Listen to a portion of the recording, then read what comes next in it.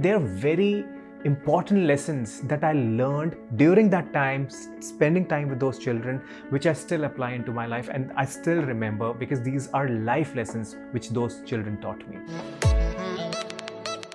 Hey guys, my name is Sahas and I help experts to humanize their brand by storytelling and creating content which makes real connections so that you can make an impact that you're proud of.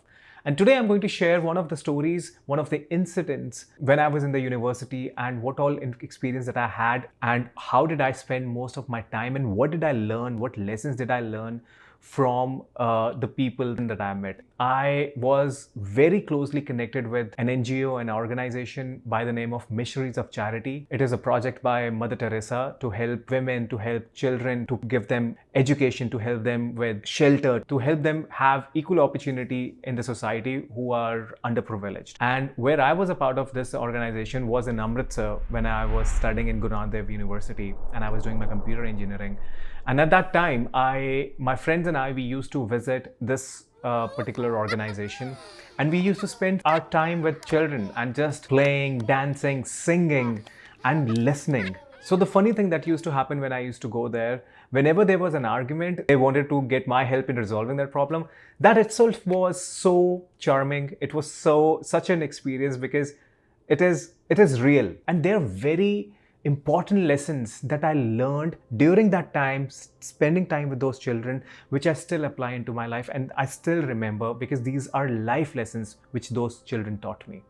So the first lesson that I learned from children was to be your real self. Even if you are a bit crazy, be yourself, because if you're trying to be somebody else, you will not be able to keep that particular identity for a very long time. So it's okay to accept the person, the kind of person that you are, and start living that life in the present in the way that you are. Another lesson that I learned from them was be present in the moment. They were not talking about the last day, what happened. They were not talking about an argument which they had long time back. They were not talking about what is going to be in the future. They were not really worried about it. They were just talking about what is really important to them at this moment, at this present. Like enjoying when they're there in the moment, when they're talking to me, they're having a conversation, when they're playing with me. They taught me how to be present in the moment. Another thing that I learned from them was life is beautiful as is. Simply as is, the way that we are, life is beautiful. We have to start accepting that this is life. This is how it goes.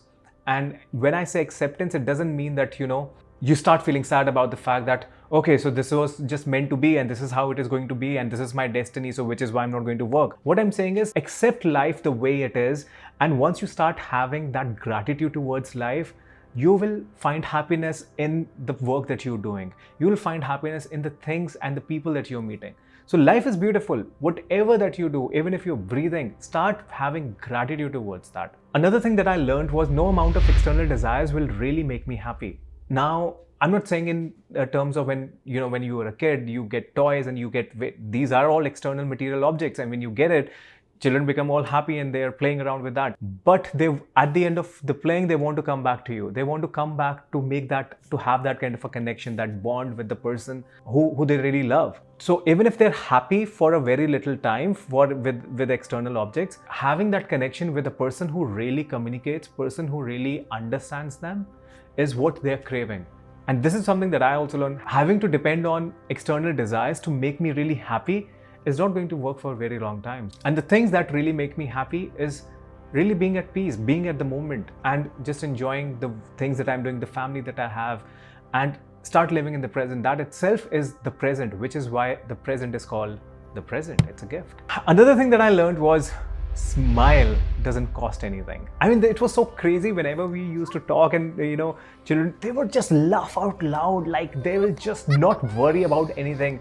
At that moment when they are spending time, they are playing, you tickle them, they will giggle, they'll do everything. They're running all over the place. And that brings you smile back. Literally nothing was exchanged in that kind of experience. So smile doesn't cost you anything. Now, the most important thing that I learned from children was trust cannot be given, it is earned. Now, before you think that how can children teach you that?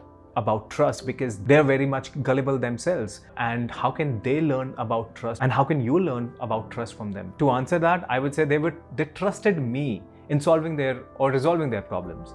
So there was some set of a trust inbuilt, which is why they communicated with me whatever the argument they were going through, and they wanted to have a solution for it. So they entitled me with that image where I could be trusted in solving their problem. They couldn't have trusted me if I were just another guy visiting and not even having that kind of connection with them.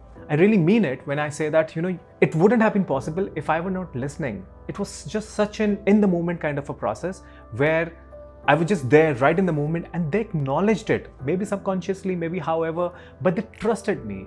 Trust comes when you're actually sitting there listening and having that conversation in the present, in the moment. We as adults, we forget about how to build that trust. And in fact, we get ourselves into so-called hacks or, saying that we are authentic. We get into all these things by saying so many keywords again and again, but are we really practicing those things is something that we have to internalize and understand. Well, the point of telling you all of this is that, you don't have to find another latest trend. You don't have to find another hack or showcase your wealth by renting cars or having even to buy your own car. You don't have to do it if you have to do it for the sake of attracting people. And if you're doing it for the sake that people will get to know you better, doing all these things is a trap. Instead, what you really need to be focusing on is speak your true self, speak about yourself, who you really are, and help people to solve their real life problems.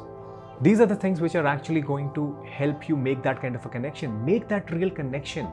Listen to the people that you really care about. Build that meaningful relationship and consistently show up for the things that you promised that you would. People who want to listen to you will stay. And people who don't belong to that kind of a category, they will leave. And it's okay for them to leave because you were not even a right person for them at the first place. So I always say, even if there are people who are unfollowing you, you don't have to worry about it. You don't have to go back and tell or be sad about it, why people are leaving you or something. Or else, what you need to be thinking about, first of all, am I being real with myself? Am I speaking my truth? Am I speaking about the values that I really stand for? And if the answer is yes, then it should not matter. Maybe the people who are leaving you are not the people who have the same set of values. In short, what you need to do is be you and do you.